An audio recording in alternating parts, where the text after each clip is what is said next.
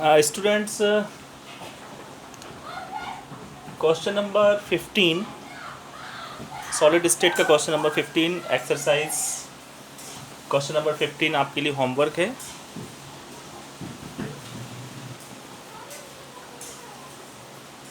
और 16 question number 16 exercise में discuss करूंगा मैं आपको अभी। आप देखिए क्वेश्चन नंबर 16 में हमको गिवन क्या है, निकिल ऑक्साइड। निकिल ऑक्साइड एक कंपाउंड हमको गिवन है, ठीक है। निकिल ऑक्साइड जो कंपाउंड है, इसमें हमको ये दिया है कि निकिल जो है वो क्या है, 0.98 और ऑक्सीजन क्या है, ऑक्सीजन 1 होगा। तो ये जो कंपाउंड है 0.98 निकिल और ऑक्सीजन जो है 1 है, या 1 नहीं भी लिखेंगे तो वो अंडरस्टूड है कि 1 है। तो निकिल ऑक्साइड एक कंपाउंड है। अब ये कंपाउंड जैसे हम पढ़ चुके हैं, नॉन डिफेक्ट जो पढ़े थे अपन ने, तो नॉन स्टोइकियोमेट्रिक डिफेक्ट जो हमने पढ़े हैं, तो नॉन स्टोइकियोमेट्रिक डिफेक्ट में ये मेटल डेफिशिएंसी डिफेक्ट है, हमने पढ़ चुके हैं। आप एक बार उसको रिवाइंड देख लें पलट के। तो ये क्या है, मेटल डेफिशिएंसी डिफेक्ट टाइप का कंपाउंड है। तो इसमें हमको निकालना क्या है कि अब इसमें ये डेफिशिएंसी है, तो इसमें दो जो इम्प्योरिटी है, इसमें Ni2+ भी है और Ni3+ है। ये दो टाइप के आयंस हैं, इसमें इनके बीच प्रॉपर फ्रैक्शन नहीं है, इसलिए ये इस टाइप से होल नंबर में नहीं आ रहा। तो हमको इसके परसेंटेज यानी फ्रैक्शन या परसेंटेज में हमको ये निकालना है।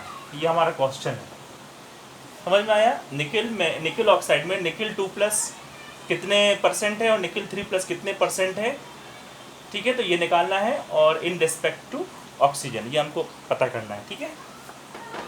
सॉल्यूशन अपन जब देखेंगे तो अपन जैसे निकिल जो है वो कितना है, यहाँ पर निकिल है, ऑक्सीजन है। तो निकिल कितना है यहाँ पर 98 है। यदि 98% निकिल है तो ऑक्सीजन कितने परसेंट हो जाएगा, 100% हो जाएगा। ऑक्सीजन कितना हो जाएगा, 100%।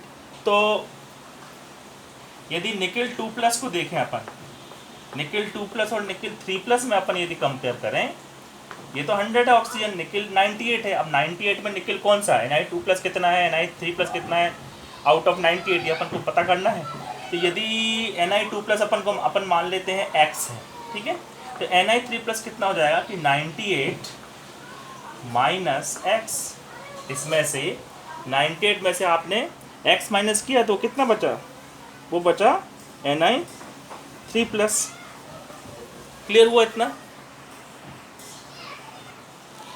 अब जैसे कि कंपाउंड जो भी होता है उसमें टोटल चार्ज क्या होता है, न्यूट्रल होता है। तो अपन टोटल चार्ज की यदि बात करें कि total electric charge on nickel equal to total charge on oxygen atom, ठीक है।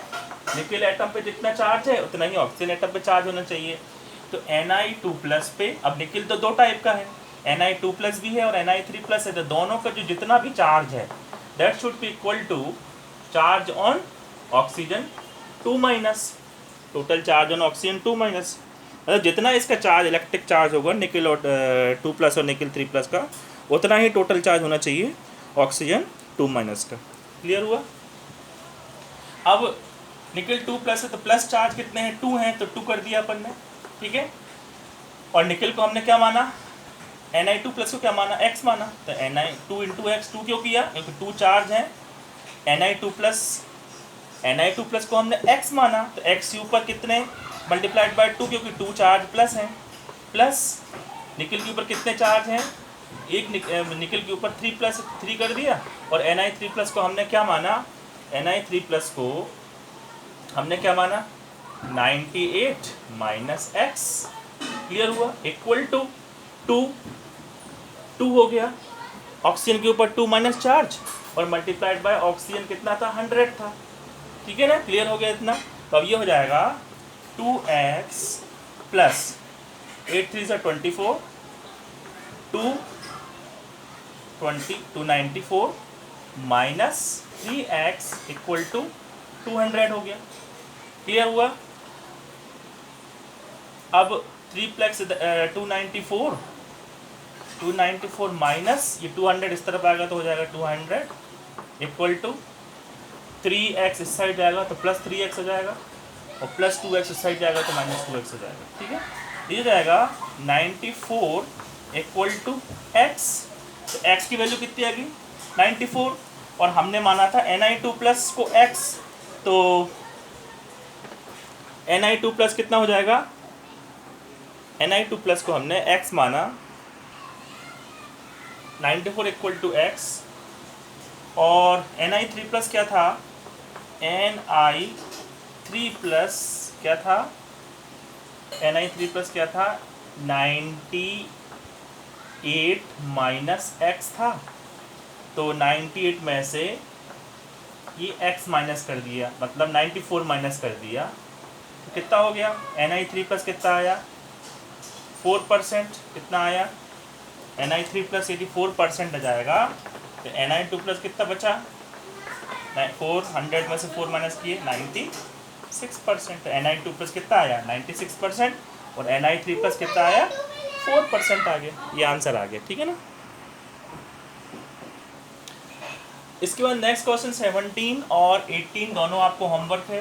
क्वेश्चन नंबर 19 की हम बात करेंगे तो क्वेश्चन नंबर 19 जो है वो क्वेश्चन नंबर 19 हमको दिया है कि फेरिक ऑक्साइड एक कंपाउंड है, क्या है फेरिक ऑक्साइड, और ये बना रहा है किस टाइप का क्रिस्टल है, ये है HCP हेक्सागोनल क्लोज पैकिंग का स्ट्रक्चर फेरिक ऑक्साइड। तो फेरिक ऑक्साइड दो चीज़ से बनेगा, एक तो उसमें फेरम होगा मतलब आयरन होगा और दूसरा होगा ऑक्साइड मतलब ऑक्सीजन होगा।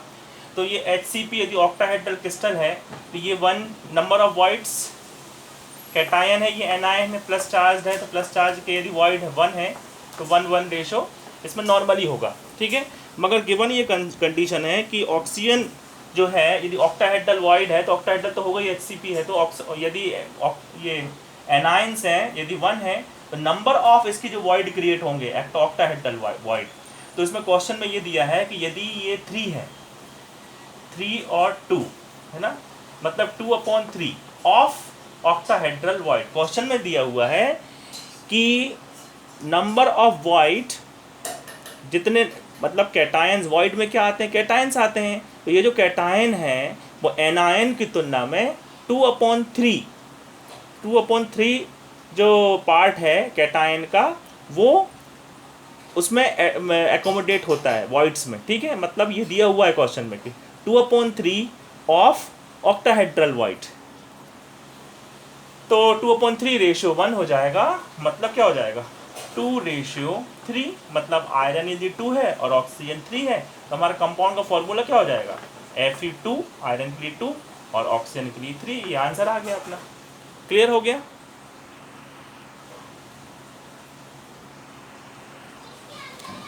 क्वेश्चन नंबर नेक्स्ट 20 फिर से होमवर्क है आपको, क्वेश्चन नंबर 20 होमवर्क है। 21 में डिस्कस करूंगा। 21 में हमको गोल्ड दिया है, गोल्ड के जो एटम्स की जो रेडियस दी है वो ये दी है 0.144 नैनोमीटर, 0.144 नैनोमीटर हमको रेडियस दी है। और ये दिया है कि जो गोल्ड जो गोल्ड के क्रिस्टल्स होते हैं उनका जो स्ट्रक्चर होता है वो FCC टाइप का होता है, फेस सेंटर्ड क्यूबिक लेटिस बनाते हैं वो। तो हमको निकालना है एज लेंथ ए का, ये हमको निकालना है, ये क्वेश्चन है अपन को। तो हमने जानते हैं कि FCC मतलब फेस पर जब एटम होते हैं, कॉर्नर पे तो होते ही हैं, फेस पे भी होते हैं। तो फेस वाली जो लाइन है, जो फेस वाला जो डायगोनल है वो यदि वो एज सब ए है तो जो फेस वाला डायगोनल है वो हो जाता है √2a, ये हम कर चुके हैं पहले ही। ठीक है, तो हमने ये किया था कि 2r equal to √2a। 2r क्यों, क्योंकि उस पर मैं एक बार आपको और बता ही देता हूँ। ठीक है ना, जैसे ये पूरा क्यूब है तो इसके एक फेस की ले रहा हूँ मैं, तो एक फेस है तो यदि ये ए है तो ये क्या, ये वाली लाइन क्या हो जाती है, ये हो जाएगी √2a, क्या हो जाएगी √2a हो जाएगी ये पूरी लाइन। और इस लाइन पे 3 है एटम, एक तो कॉर्नर पे तो है ही, हर कॉर्नर पे बीच पे, क्योंकि फेस सेंटर्ड है ना तो बीच में भी एक आएगा। तो ये r, ये 2r और ये एक r, ये हो जाएगा 4r, ये क्या हो जाएगा 4r इक्वल टू √2a। ठीक है, तो r इक्वल टू क्या हो जाएगा √2/4 इंटू a और r equal to a/4 root two है ना, 2√2, ठीक है, ये हो जाएगा। सिंपली आप लिखेंगे कि a equal to 2√2 into are.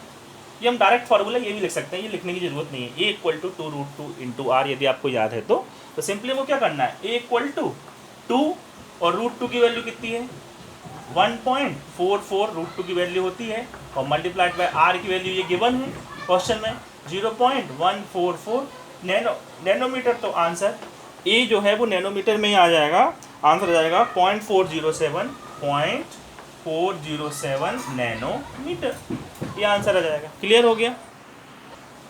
Question number next जो है वो है 24।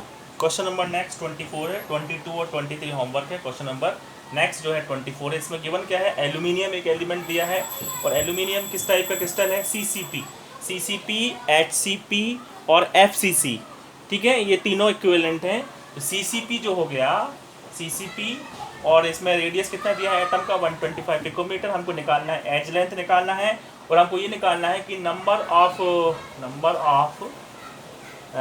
यूनिट सेल निकालना है, नंबर ऑफ यूनिट सेल निकालना है। एक यूनिट सेल निकाल लो पहले आप, नंबर ऑफ यूनिट सेल कितने में 1 सेंटीमीटर क्यूब, छोटा सा यदि 1 सेंटीमीटर क्यूब है, जैसे एक 1 सेंटीमीटर क्यूब कितना होगा, एक जो मिश्री का जो टुकड़ा होता है उतना होगा 1 सेंटीमीटर क्यूब। तो उतने टुकड़े में नंबर ऑफ यूनिट सेल इस एल्यूमिनियम की कितनी होंगी, ये हमको निकालना है। सबसे पहले अपन ए निकाल लेते हैं, ठीक है ना। ए निकालने के लिए अभी जो उसके पीछे फॉर्मूला हमने देखा था, ए इक्वल टू क्या होता है 2√2 into R, A equal to 2 into 1.44 into R की वैल्यू कितनी दी है 125 दी है। तो ए की वैल्यू जो आ जाएगी, ए की वैल्यू आएगी 354 पिकोमीटर। कितनी आएगी 354 पिकोमीटर। एक तो आंसर ये आ गया, ठीक है। उसके बाद unit cell, volume of unit cell, volume of unit cell निकाल लो, एक यूनिट सेल निकाल लो। वॉल्यूम ऑफ यूनिट सेल कितना होता है ए क्यूब, मतलब अब ए क्या लिया है आपने 354 पिकोमीटर।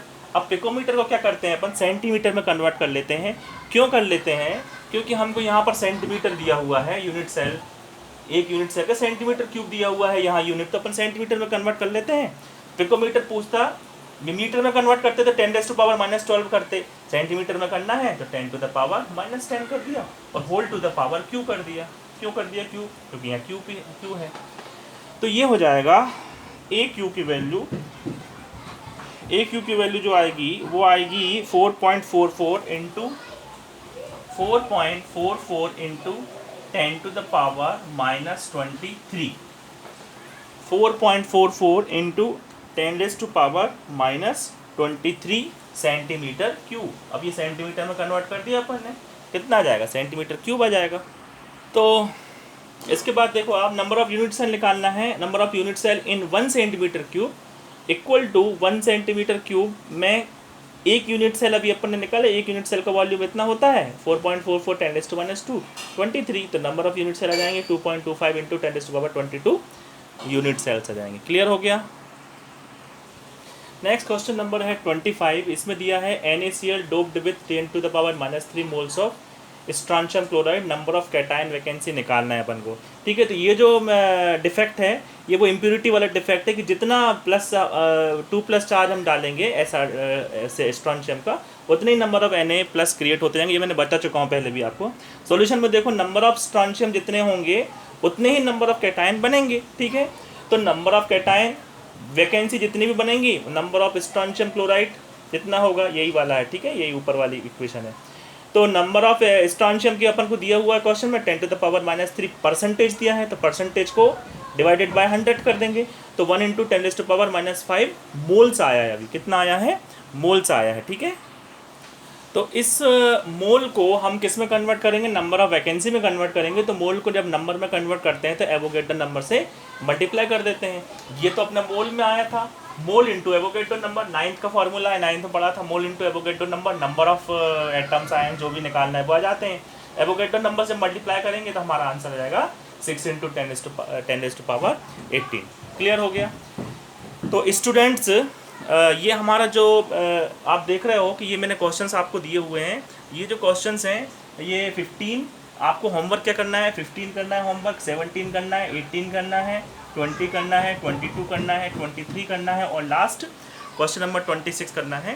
तो ये आपको सॉल्व करना है और सॉल्व करके ग्रुप पे आपको भेजना है और आपका जो ग्रेडिंग हो रही है होमवर्क की वो होगी।